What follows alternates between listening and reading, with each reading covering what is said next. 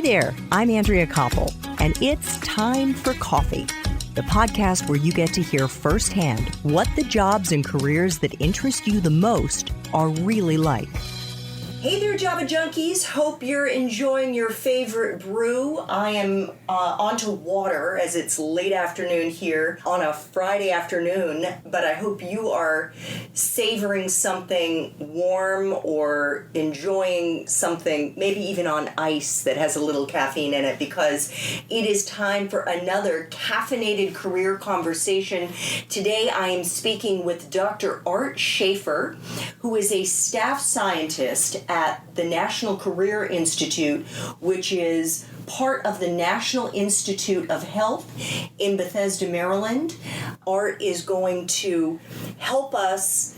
He's already done this if you've listened to the espresso shots, but he is going to help all of us who had just a teeny tiny bit of an appreciation for what it means to be a cancer researcher, better understand the field, and get excited about the opportunities that lie ahead for so many young people who are interested in the science world and maybe even who aren't. So Art Shaffer, welcome to Time for Coffee. Well, great. Thanks for having me. I'm excited. Art, what are the primary functions of a staff scientist? Well, you have opened a can of worms there, so I hope you have a couple of minutes, and your listeners should take a big swig here at this point. So, staff scientist is a very unique kind of position. It lies between being a postdoctoral fellow, that's kind of when you're finishing your apprenticeship or being an apprentice scientist, and being a principal investigator, and that's a senior scientist. This was a position created at the NIH, I guess, a few decades ago, under something called Title 42. And what that lets the government do is pay a competitive wage. So it's not on the GS system, which lots of people have heard about, the government service system. And the idea was to basically kind of preserve skills and knowledge and some historical background within labs. So we weren't constantly reinventing the wheel with new trainees. So that being said, staff scientists are used in a variety of ways at the NIH. They can be super postdocs, so still working at the bench, but with a lot more skills and getting a lot more done. No offense to the postdocs, but we just have more experience. Some are used as lab managers because they have the experience, so organizing, ordering, that kind of thing. Sometimes they are given the responsibilities of kind of a mini principal investigator. It all depends on what your principal investigator needs from you. And it can blend back and forth. So I do a lot of bench research, so I'm a super postdoc some days. Some days I'm the lab manager. Some days I'm the mentor because my boss is away or my boss is too busy. So we wear a lot of hats at the National Cancer Institute and the NIH in general, because staff scientists are all over the NIH. So what is a bench researcher? Oh, sorry. So what that means is I have a laboratory bench with machines and chemicals on it, and I actually do experiments every single day. So I'm at the laboratory bench every single day. So you're sitting there with your sitting there with the microscope, with pipettes moving liquids from this tube to that tube. Yeah, all that kind of stuff. So being at the bench means you're doing experiments every day. And we often call them wet bench experiments because it involves liquids or living cells or that kind of thing. Increasingly, though, some of the experiments we do are what we call in silico experiments, where we have big databases of human data, whether it's human genome sequences or measurements from electrolytes in blood or whatever, and we just comb through these with a hypothesis, and we look at the data and we make graphs and charts, and that's in silico experimentation basically these days. And is it primarily using computers to run the data? Oh yeah. Computers are an inextricable part of all biological research these days. You really can't do biology without not just computer power, but a lot of computer power. I mean, a single human genome is 3 billion bases, and now as a scientific community, we've sequenced 1 million or so human genomes. So to sort through that, you need a lot of computer power. So on the espresso shots, you shared with our Java community that there are at least 400 different types of cancer that exist today. What are you in the midst of researching right now, and can you take us into a recent day in the lab in the life of Art Shaffer? Sure. So the particular kind of cancer that we study in the lab is called diffuse large B-cell lymphoma, and that's very descriptive. When you look under the microscope at a patient's biopsy, the cells are spread out, so they're diffuse. They're bigger than normal cells, so that's large, and they're derived from a type of cell called a B-cell. Those are the cells that when we get an immunization, they're the ones that make antibodies. So B cells make antibodies. And these are bad B cells, ones that have become cancerous. So that's the specific subtype of cancer that we study. And it's one type of probably a few dozen types of lymphoma. So that's already, a subtype of subtype. And then even within that, while I've been in the lab, we've further subdivided diffuse large B-cell lymphoma into, well, it used to be 2 flavors, and now we just published a paper this year in New England Journal of Medicine where it's probably more like 4 or 6 flavors. And what does that mean, flavor? Well, flavor means it has different genetic mutations that drive the cancer. And because the genetic mutations are slightly different that drive the cancer to make them all look like diffuse large B-cell lymphoma, because there are different pathways taken to get to this cancerous state, we have to come up with different therapeutics to treat each one of those. So a typical day. It's kind of a funny coincidence that, we're doing this together, because my typical day literally starts with going to get coffee at the coffee shop.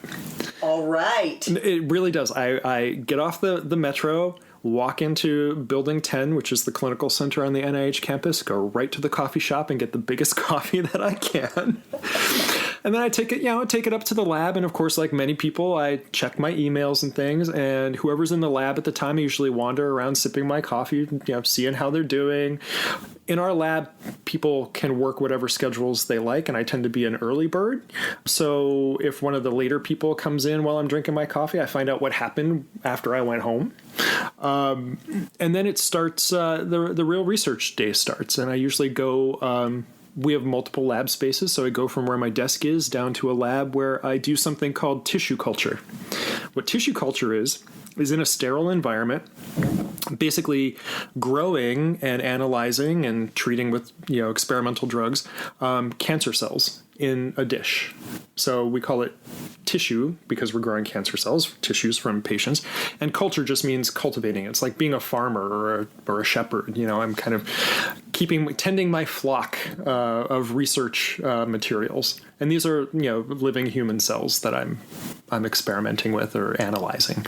And I do that for a few hours. It depends on the given day how many experiments there are, and then integrated with that is checking emails and going to lectures. We have lots of lectures, and then I spend a good amount of time mentoring the postdocs in the lab because we have about half a dozen at any given time. So I check on their projects and see how they're doing and make suggestions or even help them out doing experiments with them or for them on the side. Science is a very collaborative process. And so that's kind of a broad overview of what I do with a few details, I hope. And then one thing I do kind of off the clock, but it's related to my career, is I do like to teach. So whenever I get an opportunity, either run out to a high school or have kids come to the NIH, I like teaching. How did you get into this specialty? So I was trained as an immunologist in my PhD. So I studied all the cells of the immune system. And when it came time to look for a postdoctoral position, because that's the kind of academic track, you get your PhD and then you look for a postdoctoral position. My boss had a friend, my boss for my PhD had a friend here at the National Institutes of Health who was not studying immunology, but was studying cancers of cells that are part of the immune system. So I could take my knowledge of the immune system, knowing how those cells were supposed to work properly, and apply it to hopefully understanding what happens when they become cancerous, when they break.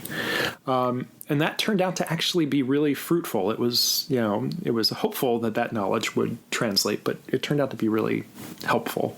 Understanding how something's supposed to work really does give you a perspective on what happens when it breaks.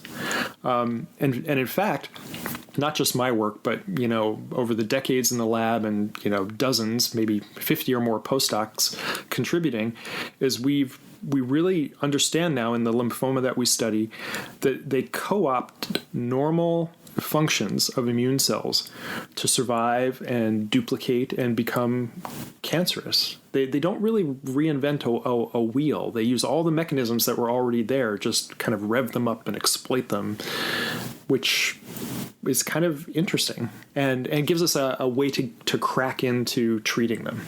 And where are we in terms of, I should say, where are you in terms of cracking the code there? Yeah, so I've been in this same lab at the NIH for about 2 decades now. And most of that 2 decades has been mapping out what we call signaling pathways in these cells. And what that means is a cell communicates with its environment. And, cells are surrounded by a membrane, but sticking out of that are proteins. And those proteins sense what's going on in the environment, and through various mechanisms, they can send signals that, communicate what's going on outside the cell to the inside of the cell. And that can affect the genes that are turned on or turned off inside the cell. And what that ultimately can affect is whether or not the cell decides to divide or not, and how fast it divides. And what we spent these 20 years doing is mapping the signaling pathway that these cancer cells absolutely rely on to survive and to, kind of inappropriately divide. And now that we have this map down to the molecular level, we know that protein A touches protein B and turns on protein C, and that turns on a whole suite of genes, in the genome. What's great is sometimes in collaboration with pharma companies, there's a whole armamentarium of drugs out there. And until we had mapped that, say, protein B is essential in this cancer signal pathway, we wouldn't have known that the drug out there in the universe that was already there to kill protein B turns out to be a great therapeutic. And so one of the things we've been studying is matching the drug to parts of the signaling pathway to turn it off so the cancer cells stop dividing. And that's been incredibly successful to the point that my major project now is trying to understand when patients' cancer cells become resistant to these drugs. So think about it like bacterial antibiotic resistance. So we've all heard that that's a growing problem, and that's true. And that's because you get sick, you're given antibiotic A, you take it, and sometimes, you take it like you're supposed to, and some people don't, and now we have bacteria that are resistant to antibiotic A. And that's just a basic evolutionary principle. If you have a whole population of cells and you throw a drug at them, antibiotic in this case on bacteria, eventually some are going to be resistant, and then that's going to be the new population. Drug A doesn't work. Exactly the same with cancer cells. If you throw one drug at a population of cancer cells, you may shrink a tumor enormously, you may even make it go away in some patients. But more often than not, don't mean to depress anybody, but this is how it works. More often than not is you'll knock the tumor back, and then the cells that are left will become resistant to that cancer drug. So even though we've mapped the pathway and we have all these great drugs to treat cancer now, resistance to each of these drugs is becoming an increasing problem. And my job now is to figure out how to combat the resistance to these drugs. And so that's exactly what I'm doing right now, is figuring out the resistance to cancer drugs. And it's great, and there's plenty of hope there. Thank you for saying that. That's really good to hear. What skills do you think make for a great researcher? Ooh. I've seen so many different styles of researcher over the years that obviously, critical thinking, got to be, you're a scientist, we follow logic, but at the same time, some creative thinking as well. Because if you're, following the data to the next experiment and the next experiment and the next experiment, and you're seeing how these living systems are changing when you're manipulating them in your lab, sometimes you need a little creative spark to interpret the data you're getting and to make sense out of it. Because you can get a whole bunch of data, but the idea is to unify it into a biological theme or a principle, to make some useful knowledge out of it. That's one theme I hit up a lot with some of the kids that I teach, is we are tsunamied with data these days. We have tons of data, but making useful knowledge out of that is not necessarily a critical thinking skill. It can be more of an art form where you synthesize things that you never really thought would go together.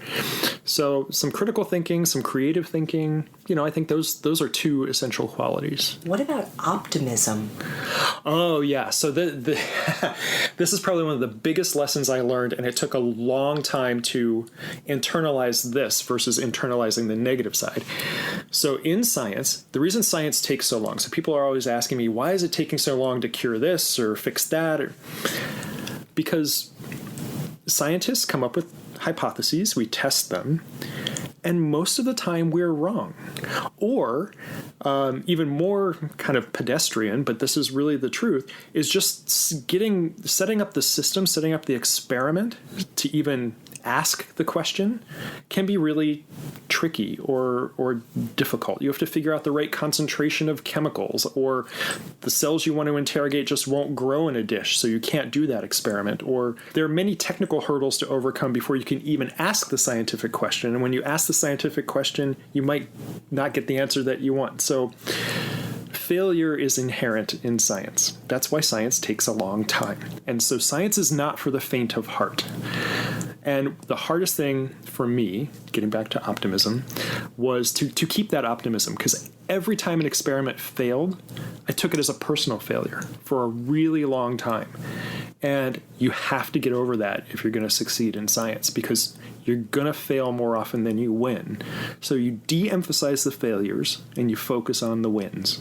And you let the wins kind of get you through. But that's really hard to do, because we're built to, if we fail, then we're bad, or we've done something wrong. And we have to change that narrative. Exactly.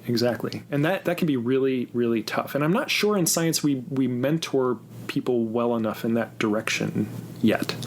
So I'm see if I can fix that over time. I bet you will. Art, you're obviously a very accomplished, talented scientist. And I'm just curious if there are any skills that you wish you had that you don't.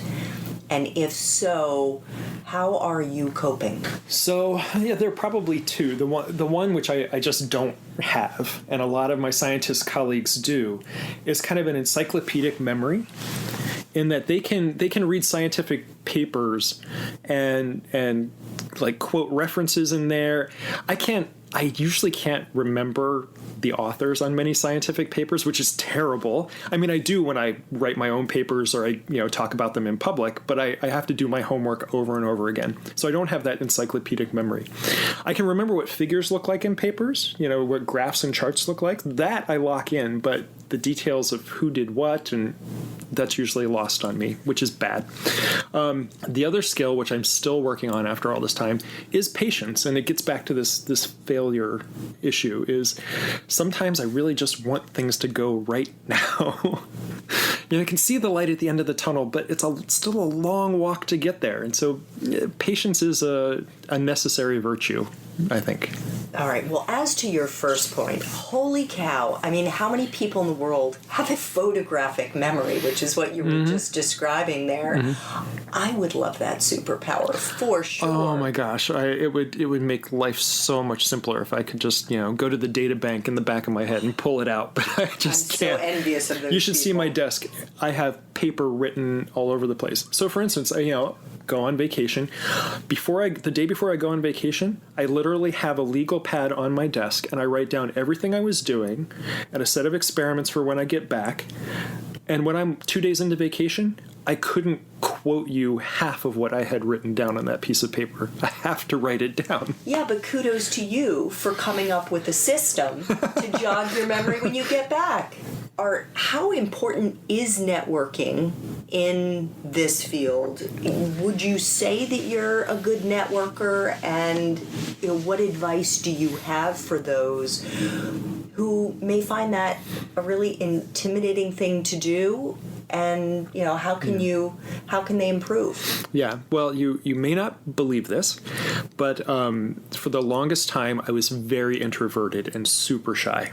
How that changed wasn't so deliberate as just forcing myself to do what needed to be done. And what that means, for instance, is going to scientific meetings, and you're kind of standing around and you don't know anybody, but you just go and introduce yourself and start up a conversation. And sometimes it works and sometimes it doesn't, but it gets easier and it gets easier. And networking is critical in science these days. It used to be maybe a generation or two ago that a particular lab headed by a particular, usually then white male scientist, was its own kind of iconic fiefdom, and they would just control a field of study. That is no longer the case. Collaboration, to me, is the name of the game. And that's one of the things that I'm really good at doing in the lab is listening to the other researchers around me, either at the NIH or outside, realizing how we can help them move their projects forward, how they can help us move our projects forward, and then we start a collaboration, and then everybody wins. But to be fair, I'm in a very rarefied place at the National Institutes of Health. Even though our money comes from the government and budget fights are always fun, it's not nearly as stressful for us to get funding as it is people on the outside, people in academia. So it's easier for me to kind of blithely say, I want to work with you, and I want to work with you, and I want to work with you, when I'm not worrying about resources or priority of publication, that kind of thing. So I don't want to oversimplify it too much, but I really do believe that collaboration and networking are essential, not just for moving science forward, but for just being happy in what you do.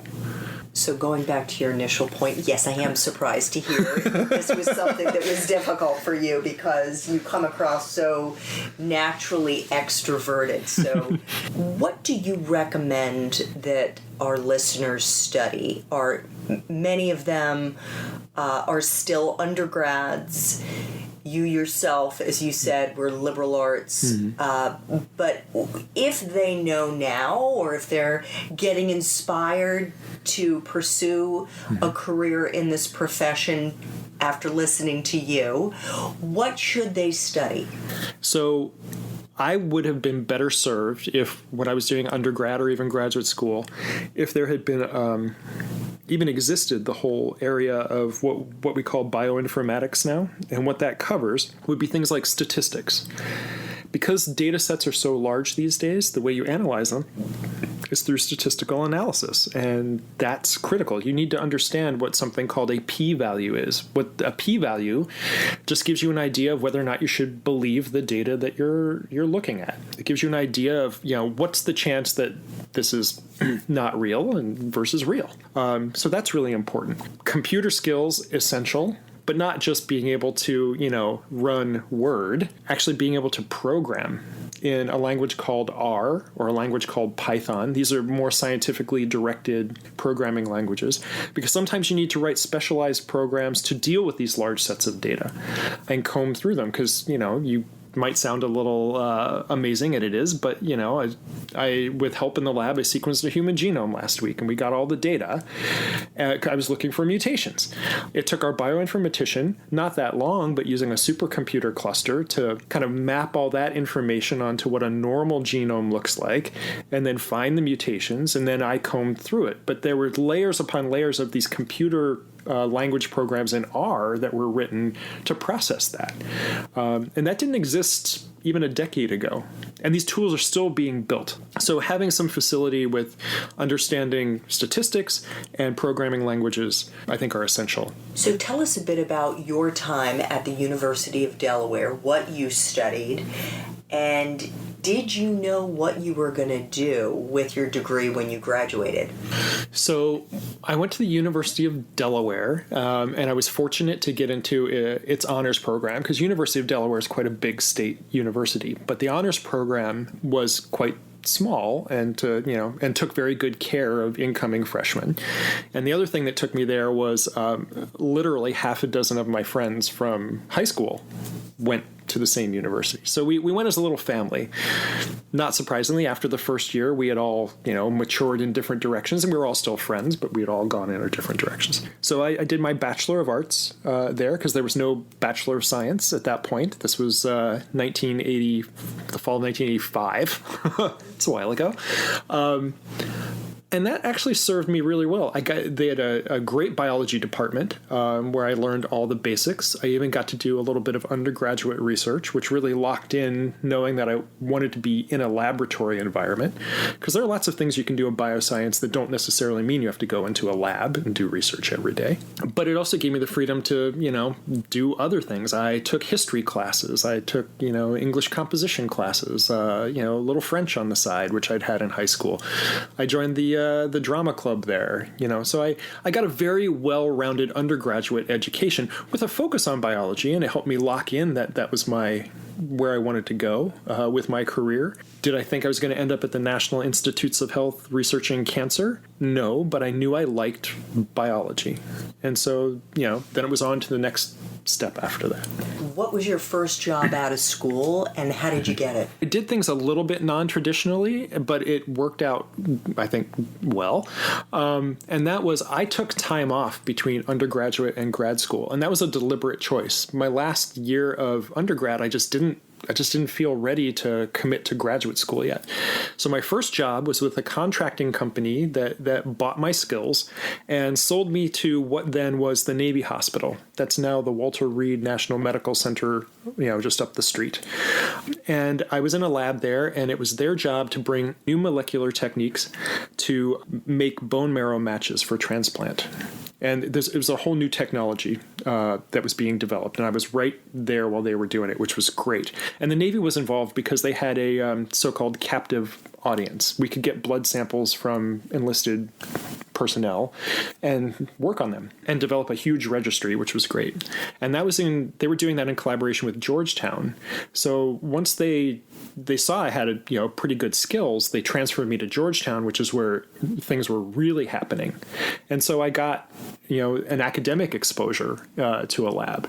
During that time, I decided that I wanted to go back to graduate school, and I wanted to get my MD PhD. That's what I thought I wanted. So I did some interviews and ultimately decided that I really only wanted the medical degree to help focus me on clinical research. I'm, no problem with the idea of treating patients, but that's not what I wanted to do. I wanted to be, as we talked earlier, at the bench doing experiments. Didn't want to be in the clinic writing prescriptions. And I realized pretty quickly that was incompatible with the MD part of an MD PhD.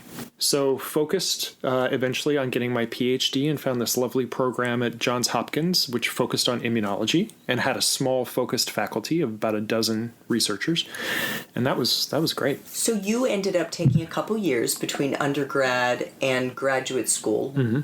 In hindsight, do you think that was a better path? What advice do you have for people who obviously, if they want to get on the bench, mm-hmm. are going to need their PhD? Do you think it's better to just rip off the Band-Aid and get it over with, or to get a little practical experience in between? So following the typical pathway of going from undergrad directly to grad school, tons of people super successful doing that. So what I'm about to say is going to seem a bit of retroactive self-justification. But I do remember... So I lived here in Washington on those off years, or gap years, I guess they call them now, before I moved to Baltimore. And during that time, I had to find my own apartment and learn how to pay bills and pay taxes. And the September when I went to graduate school in Baltimore and moved and all that stuff and started with my colleagues, for the first 6 months or so, I saw all of them, floundering with not scientifically, but with all the trappings of being a functioning adult. And that was no offense to them. They just had no experience. And so getting those skills kind of locked in before going to graduate school made my transition, I think, a lot easier than many of theirs. So like I said, this could be retroactive self-justification, but it seemed to me I didn't have to worry about, how do I go to the grocery store for myself kind of stuff. But I think whatever path works, I think that's the way people should go. Art, one of the things that I like to get from my various guests is a story, a moment, a time in their life when they really were struggling on the job to deal with whatever the problem is. I think it's easy to look at people who are in their 40s and 50s and 60s who are much more accomplished, who've made it to a certain level in their profession, and to think that person had smooth sailing, and not to know that there were backstories that they had to overcome. And I'm just wondering if there's something that you could share with our listeners that could be a comfort to them as they embark on their lives in this profession. Yeah, sure. Really, there are probably two if we have time for both of them. Sure. So, and one happened quite early, and one happened not so long ago. So, bad things still happen. So the early one, this was when I was in graduate school at Johns Hopkins in Baltimore, and laboratories often have to store biological samples. And we store them in big, high-powered freezers that keep things super cold, so minus 80 degrees Celsius, so super cold. But that helps preserve things for a long time. But as you might imagine, we bank away our precious biological samples, and what happens if the freezer breaks? It could be trouble. So what most labs do to this day is have some sort of monitoring system, and then taped on these freezers are people's phone numbers. So if something goes wrong and somebody notices it, you call somebody and they come in and help you move everything to another freezer. So my graduate lab was set up that way, and I was one of the people on the phone list. And it was a Valentine's Day weekend, and it turns out that my mom's birthday is on Valentine's Day. So my mom and dad came down to Baltimore, and I had arranged to take my mom out to this elegant dinner for her birthday. And we were literally walking out the door, and I get a phone call from somebody who's at the lab saying this freezer is melting down. And I know there are 4 or 5 other people on the list. So I kind of blow it off. I mean, I'm nice about it, but I kind of think, I've got these plans with my mom. There are other people who will take care of this. Not a problem. I go in on Monday, and my boss calls me into the office. There was nobody else around but me that weekend. And everything in the freezer was basically destroyed. And some critical things for another graduate student in the lab were just irretrievably lost. Her work was just gone. And of course I felt terrible, and then there were tears on my part.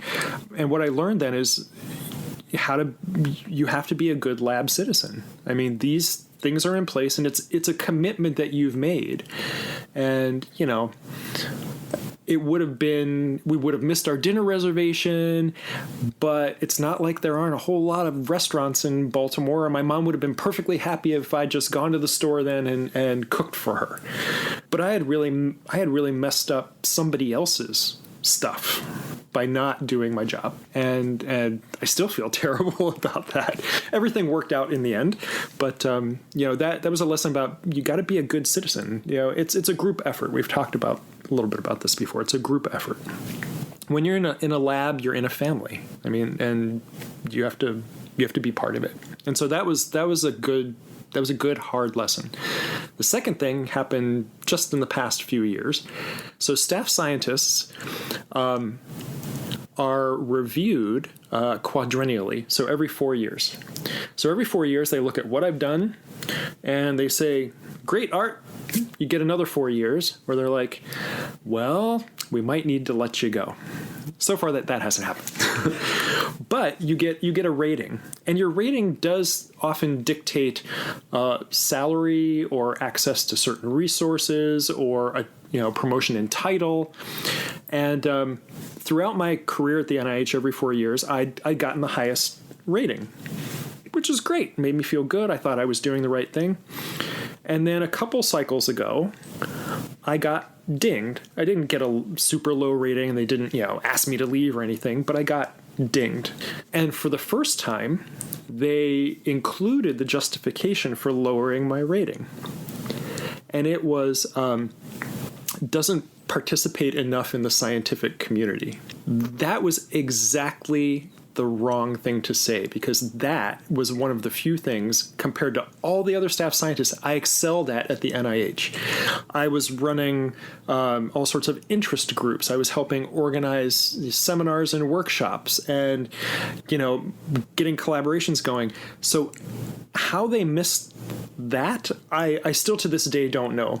But it wasn't so much getting dinged, because if they had said my publication record wasn't as good as everybody else's, okay, I could accept. But they dinged me on the thing that was just not true. It was the opposite of what was true. So what did you say? Well, I took it to my boss, and I took it up the ladder, and the response I got from most people was, it just doesn't matter. It just doesn't matter. Even though they could tell I was shaking with both rage and frustration that it clearly mattered to me, it just didn't matter. Like, it wasn't going to change your pay, and you still have a job. And so this is one of the times that I may have mentioned before that admin and I have a love-hate relationship, and this was a hate day, because that's what I was running into. And to this day, that's never been really resolved. But in a way, it's been true. It hasn't stopped me from doing what I love. It was just one of those weird things that was kind of personally offensive, but you just got to shake it off. And I have.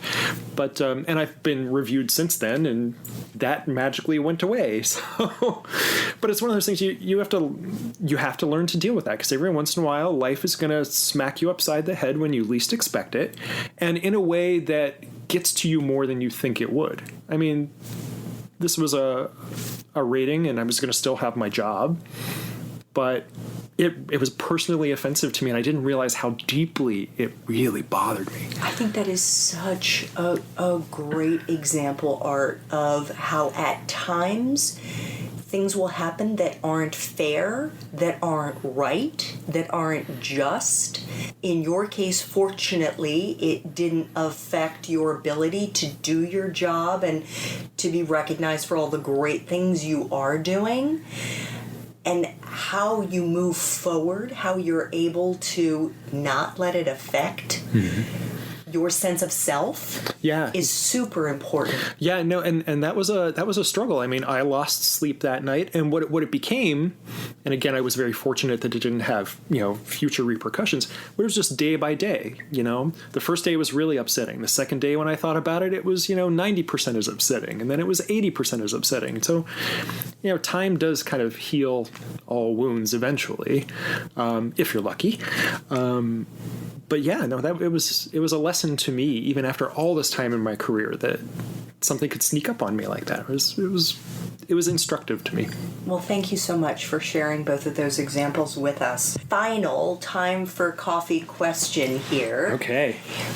If you could go back to the University of Delaware and do it all over again, based on the wisdom that you have gleaned over the last number of decades, what would you do differently? Or, frankly, what advice would you give yourself about how to spend that time at college? I think in general, and then I'll try to see if I can make this more specific. I would be a lot kinder to my younger self, or tell my younger self to be kinder to myself. And this gets back to something we talked about earlier, is internalizing failure. It was so hard on myself when I'd fail in the lab.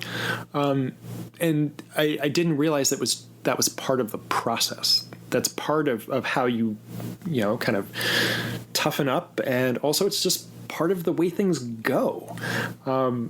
But no, I was in this mindset. I'd been very successful in high school, and all my friends were super smart, and it just seems like it was a culture of constant success. with no options for failure, or not options for failure, but no mechanism for dealing with failure other than self-flagellation.